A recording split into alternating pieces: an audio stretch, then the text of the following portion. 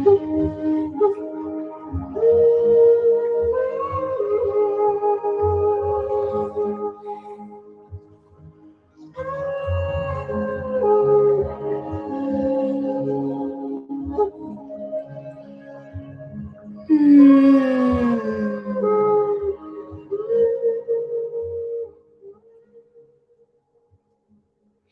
is 2 o'clock straight up.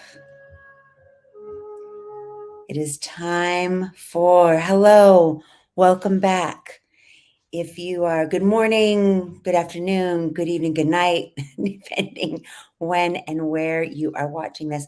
I am Sloane Reali, Vocal Coaching by Sloane, and this is my weekly Wednesday wisdom, all things voice. A couple of little changes. If you're new, it's all new, so it's not going to matter. But I am going to shorten these down. I was trying to keep them under 30 minutes. I'm going to go even shorter because, folks, you are all busy people. The majority of the views seem to be coming in on the replay.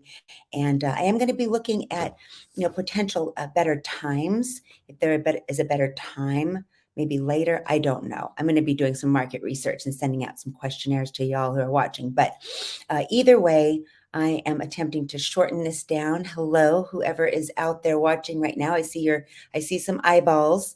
If you can put in the chat who's joining me would be great. Your name and where you're from, where you're watching from.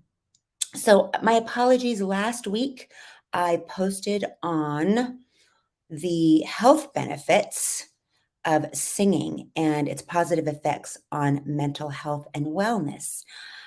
There turns out to be, I'm not sure what happened. There is a horrible audio issue with that content.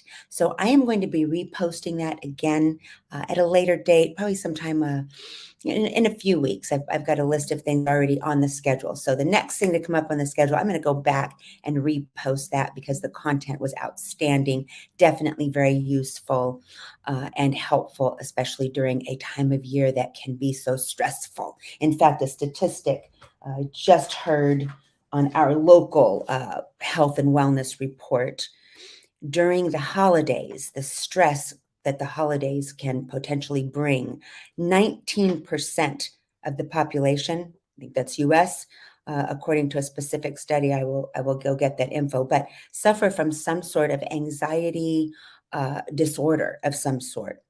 And according to I Prescribe, it's an online medication website for meds, 35% of the people who've taken that survey actually take anti-anxiety medication, if not during the holidays on a regular basis. So my whole point with the health and wellness report I'm going to be reposting is that singing, breathing, all of these things are ways to incorporate that calm, that sense of peace, that grounding, and you don't need a prescription for it. So there is that. Today's topic, today's subject, we are on, the number one mistake most people make when using their voice. And what I couldn't fit into the title is, and how to fix it.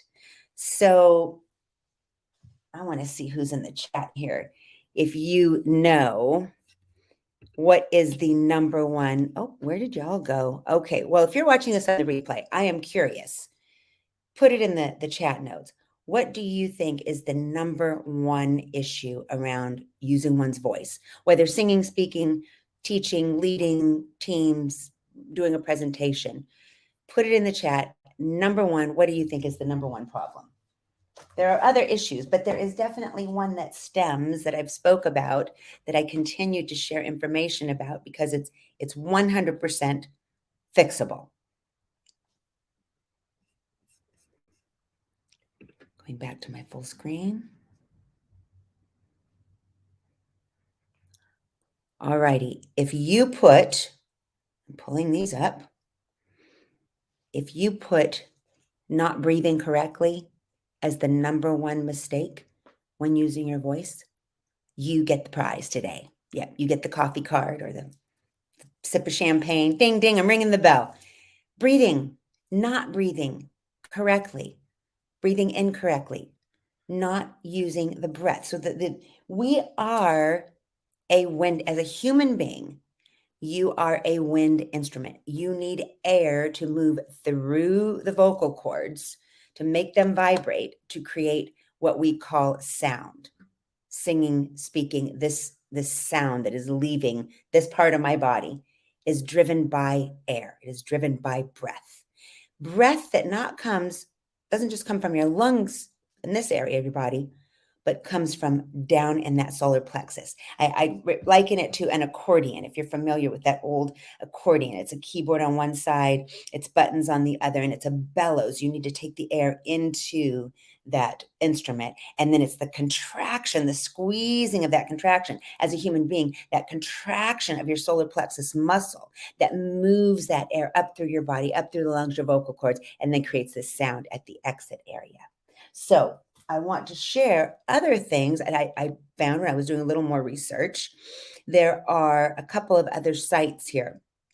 One, so it's all breath is the number one, but other things that can occur, mistakes that actually could be career liabilities, especially for women. And then that's another report I'm going to share in a minute. The top 6 complaints about women's voices. So if you are a woman watching this, especially a professional woman, stand by, because just in a couple of minutes I'm going to head over there and share some more info with you. So the number one, they're the top 3 here. Couching statements as questions. Mistake number 1, according to, let me share this resource with you. This is according to Cigna and Oscar. Carolyn McMullen Portillo, Biz Women Reporter is the woman who wrote this article. And her research comes from, where did it go? I had it standing right here. So this woman interviewed a career coach, Lois Frankel. She is the author of Nice Girls Don't Get the Corner Office, 101 Unconscious Mistakes Women Make That Sabotage Their Careers. So the first one, and this is not just women, but I work with a lot of women. It's the asking or posing a statement as a question. It's the uptalk. For example, let's see. It can indicate that we're either not sure of ourselves, we're not confident, or we're of what we're saying, or that we feel inferior. So an example, let's see, what is an example of this? Would be, I don't have a good example of it here, but it is anything where your voice ends up in a question like, are we going, let's see, I'm trying to think of a statement, not a question. I went across the street at the coffee shop for lunch. Tonight you can tell I'm hungry. Tonight I think I'm going to stick with my soup and salad. Right? It's posing it. It sounds like a question, but it's not a question. So the remedy for this is, we've talked a little bit about elements in the past. I've done whole segments on the elements. That uptick, a way to reverse that, to ground that, would be to add more earth, more of a grounding.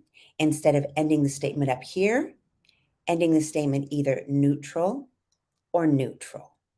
Right? You can hear the different tonal quality of my voice as I'm using it. Number 2, where did we go? Number 2 here, speaking at a higher than natural pitch.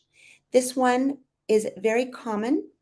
Why is it that women can be speaking with another woman in a natural pitch, but when a man comes into the room, she suddenly has a falsetto? Right? So this is another, and this is a very unconscious thing that I've seen with clients that I've worked with. They're not even aware that this is happening, either until we've come into a session to work together, or heard their voice on a recording device. Recording devices, videos of yourself doing your work or using your voice, super, super helpful. This is where we catch things like that we could have been doing for so long, we're not even aware of it.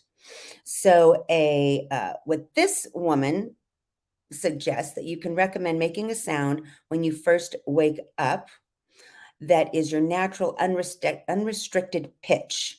Try to maintain throughout the workday.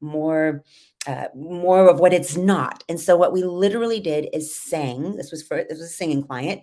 We sang the first verse of this holiday song 5 different times using earth, air, fire, water, and metal.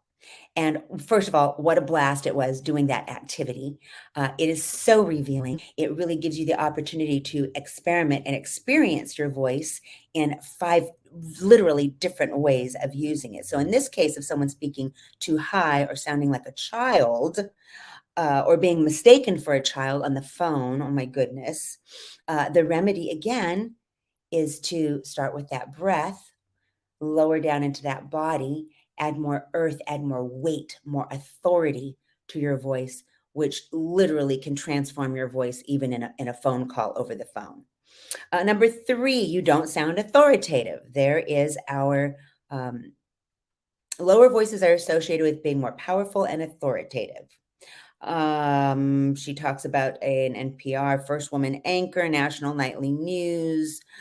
Um, and back then, historically, women weren't taken seriously in the media and as reporters. Thank goodness to all those women who paved the way in professions that have been primarily male dominated. We still have some work to do in some of these other industries, but we've come a long way. So the remedy, if you speak too high, or if you're mistaken for being a small child or a teenager and you're a 40-year-old woman, the way to add more authority is to add more weight, more ground. The power of the pause. I've spoke about that in the past. And then number 4, vocal fry.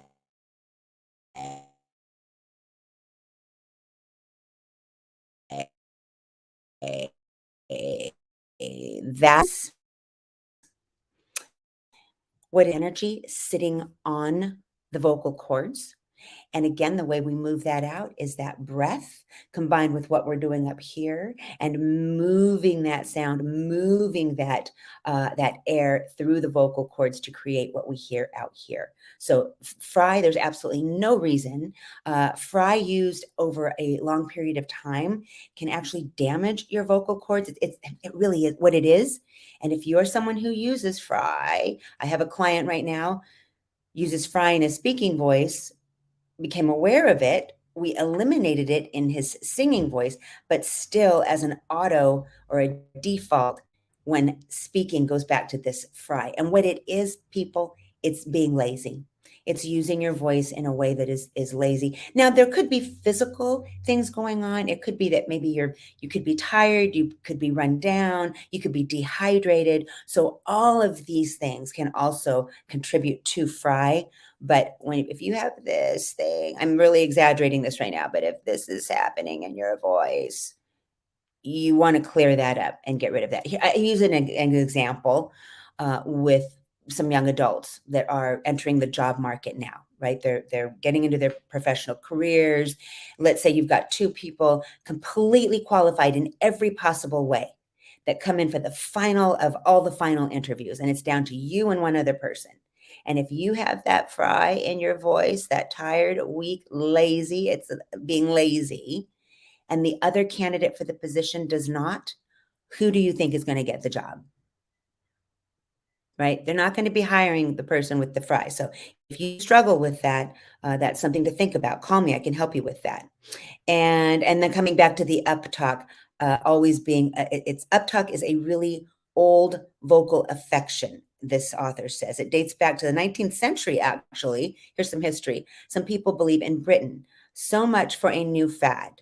There's some evidence that women who find themselves in a socially dominant position will use uptalk in order to soften that dominance. So that said, I say, oh, there's one more. Number 6, your voice is too low. If women's voices aren't too high, they're sometimes perceived as too low. We don't want a high squeaky voice, but we also don't want a really low booming voice on a woman. And then there's more studies that go into that. So, it all comes back to, first of all, the number one remedy for any vocal issue. The number one thing is, how are you breathing? Are you breathing short, shallow breaths, trying to deliver sound from up here or worst case in your throat? Or are you fully connected and grounded, centered from your solar plexus muscle? That is where you want to be speaking from. That is where you want to be breathing from, is in that solar plexus. For more information, you know where to find me, Vocal Coaching by Sloane. There's a ton of videos, the YouTube channel, Sloane Reali, Vocal Coaching by Sloane, tons of little videos like this, 2 and 3 minute. Please tune in next week. I'm going to have a very special guest. Next week, I've got Annette Bond. She's a professional stylist. We're going into the holidays. She's going to be sharing for you ladies, I guess guys too, but she works with ladies. Ladies, tune in for the latest on how to, she's going to be going over 3 different styles, 3 different ways to dress for the holidays coming up. So thank you so much for tuning in. Please, again, if you're looking for specific topics, I've got topics for days, weekly Wednesdays with Sloane on Voice, but I am open to suggestions. If there's a specific area you want me to cover, please reach out, put that in the show notes. Reach out to me personally if you have questions about vocal coaching, see if vocal coaching is right for you. And of course, always a great experience. If you're looking for experiences, consumables to give as gifts, vocal coaching is a really fun way. We can handle it all online, no lines, no wait, super fun, and a great thing to check out going into the new year. So thank you so much for tuning in. Until next time. Mwah.